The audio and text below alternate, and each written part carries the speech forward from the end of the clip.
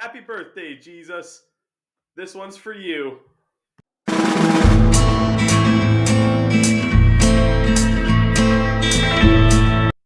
So I'm actually doing a review of two shorts, A Charlie Brown Christmas and It's Christmas Time, Charlie Brown. Both of them are relatively short. It probably won't take long. I might spend a few minutes on each. But what really hits home with these movies are the morals more than the actual plots themselves. And honestly, these have been very special movies for me. I've watched them every year since I can remember, probably every year of my life. This is, like I said, this is probably the best, if not the best, Christmas special of all time, hands down. Nothing can compete against it. Anyway, let's get started. I'm still not happy. I always end up feeling depressed. Charlie Brown, you're the only person I know who can take a wonderful season like Christmas and turn it into a problem. Starting off with A Charlie Brown Christmas, Charlie Brown is feeling depressed this year because he honestly doesn't know why all this Christmas stuff is so big. Everybody else feels happy around Christmas, but he doesn't, and he doesn't even know what the true meaning of Christmas is. He's feeling quite lost, and so he seeks help from his friends and talks to them and asks why he doesn't feel happy, mainly Linus, because that's his best friend and honestly one of his only friends until the end of the movie, as you'll see. But then he goes to talk to Lucy, who I honestly don't think is a licensed therapist. Get out! So Lucy suggests that he needs involvement. And involvement is what he's going to get by being the director of the Christmas play. And when everybody else finds out about it, they're like, oh no, because they don't like Charlie Brown. Not really sure what he did to them to deserve this, but I don't think anything could justify the way they act towards him. Even his own dog booed him, which honestly, Snoopy booing Charlie Brown is actually pretty funny, if you ask me.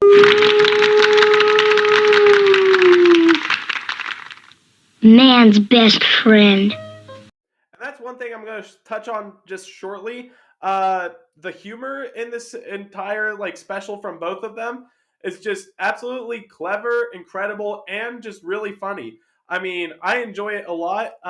It's just, smart writing. They didn't need any, bad words, no cheap thrills, just clever writing and clever timing. It all just ends up working out. I honestly wish I could see this in more movies nowadays, but it's pretty rare and probably never going to happen again. Pretty girls.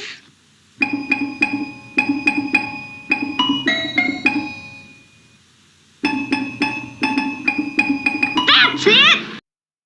Now, the second the play actually starts to happen, the second they start practicing, it's all a wreck. Though it is the most iconic scene of the entire movie. It's that dancing scene, because anytime he tries to give them direction, they just dance and don't listen. So he keeps on pulling them back, saying, all right, this is what's going to happen. This is what you guys need to do. Please listen. And they don't. And then later on, they tell him that he needs to go get a tree. That would really spice some things up. If he got a big aluminum tree, which this one really goes over the top with the aluminum trees because you're able to knock on them. This really brings Christmas close to a person. So him and Linus start their adventure to go get a tree, and everybody else just kind of hangs back at the playhouse.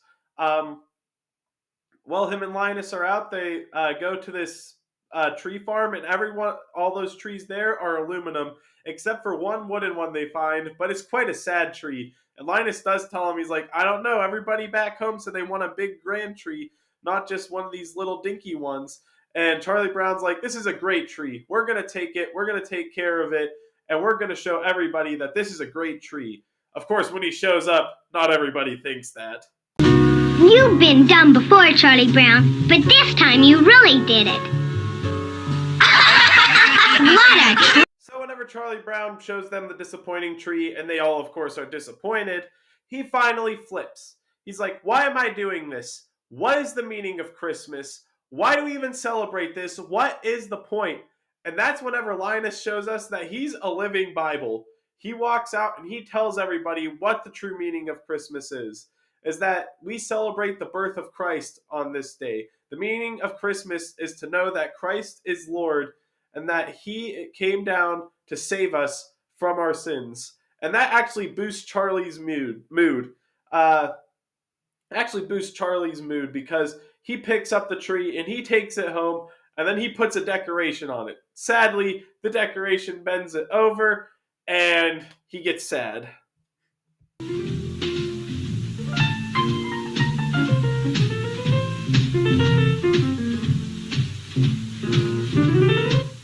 I've killed it. Now, the rest of the kids follow him, and they actually feel quite bad. And then they decorate the tree, and it's beautiful. It's big, and I have no idea where those extra pine needles came from. I mean, I've been trying to figure this out for years. Where did they come from? I can't figure it out.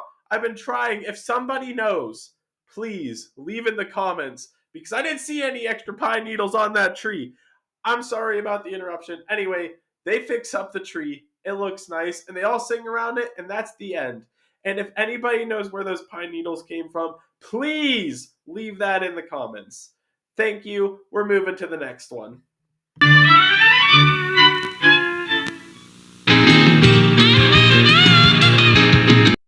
So now we're moving on to the second one. It's Christmas time again, Charlie Brown. And this one out of the two is definitely the funniest one because honestly, there's just way more humor in this one. A lot more backhand comments. I mean, everybody in this just got a smart mouth. This one also shows that Linus is basically a living Bible. Not only that, this one has a lot more biblical references than the one before it because they want to show you that this is a Christ-centered holiday. And this one really brings home the message that Christmas is way over commercialized and doesn't need to be that commercialized. They say it about like 20 times in it. Honestly, it's just perfect all the way around, and I watch both of them every year. It's just a great combo. I'll definitely check both of them out. But anyway, let's get into this. Tell her they were made from the famous forests of Lebanon. You can read about them in the second chapter of the second book of Chronicles. If you buy two, we'll throw in an autographed photo of King Solomon. So we're going to get right into this one. This one has a lot more of the characters that you know and love because, you know, they weren't invented till later. The plot still revolves around a Christmas play.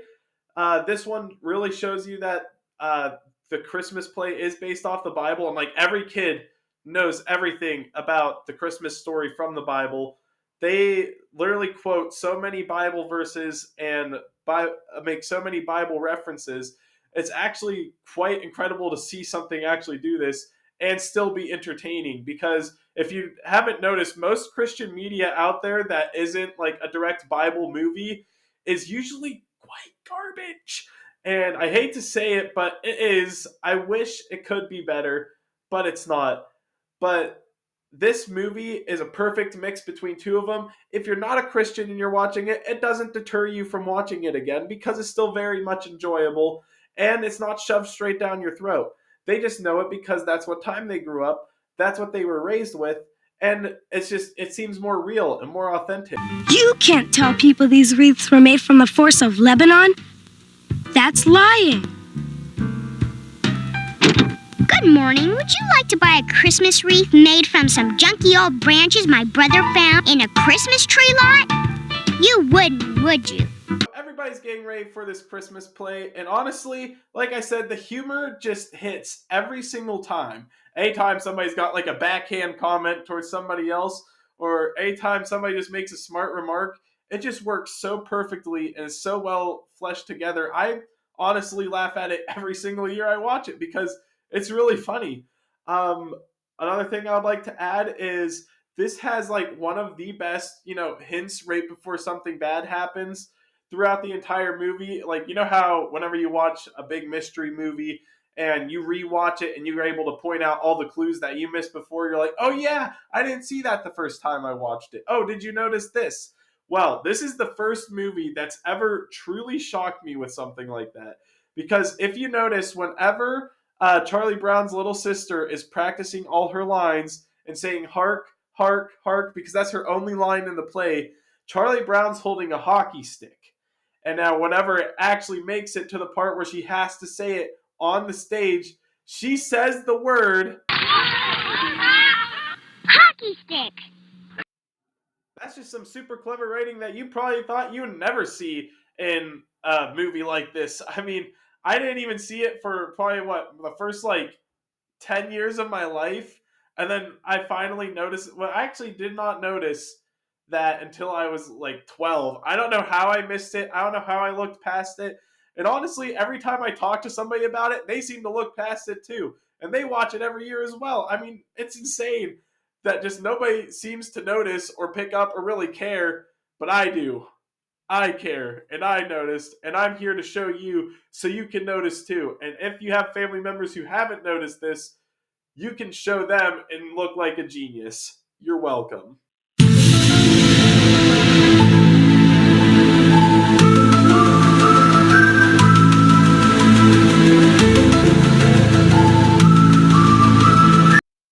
Basically, the plot to this is you can just sum it up as Charlie Brown's trying to get some gloves for his girl for Christmas. Doesn't turn out well because she already gets a new pair of gloves. And everybody else is trying to get ready for the Christmas play, which is honestly probably one of the funniest scenes throughout the whole movie. Uh, I love these specials. Both of them were incredible. I watch them. That's why I watch them every year. They're very close to my heart, and honestly, my family's as well. I want you to put your favorite Christmas special down at the bottom if you have one. I would like to know what you guys like on this channel, so please don't be afraid. Put it down there. Anyway, I'm Roman Ritchie, and this has been a Random Ritchie review. Happy holidays and Merry Christmas.